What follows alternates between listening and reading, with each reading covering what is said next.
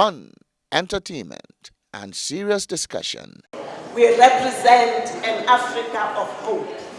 We represent an Africa that the World Bank and the IMF are saying the fastest growing nations are going to come from Africa. That's been the theme of Africa Day celebration, which began with a press conference at the Embassy of the Republic of Congo in Washington. Member of the press. The African Bureau of Educational Sciences aiding education programs that are focused on renewable energy resources. We need to focus a lot on renewable energy, and that is a priority today in Africa. But we are also leapfrogging in many ways the industrial revolution, because the ICT has now become so much a part and parcel of our lives. Talk to us briefly about how the AU is working to tap the expertise, the resources of the diaspora.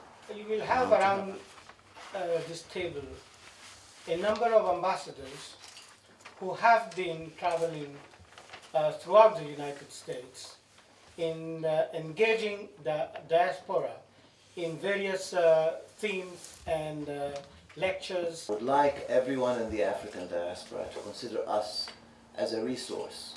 We're willing to listen to suggestions. Talking about the diaspora, the press conference was attended by a group of students from a historically black university, Morgan State University, who will be making their first trip to Africa soon.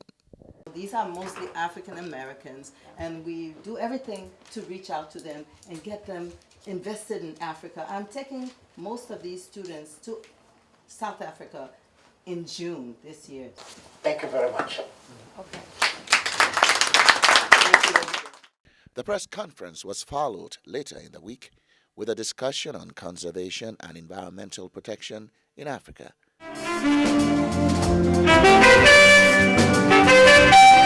But perhaps the highlight of the week thus far was a reception hosted by spouses of African ambassadors.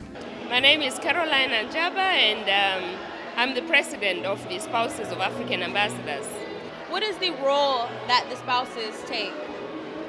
Well, I guess we play a similar role like any other spouse does, and that is support.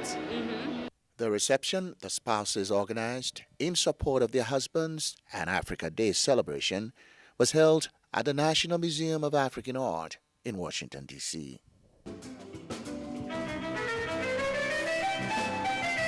Fittingly put on display African art, fashion, modeling,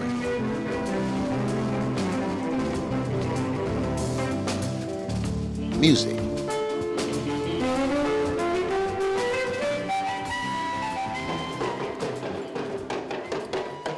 and dance.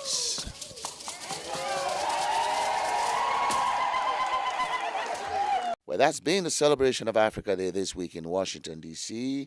Let's now return you to our Master of Ceremony, Mr. Georges Colony.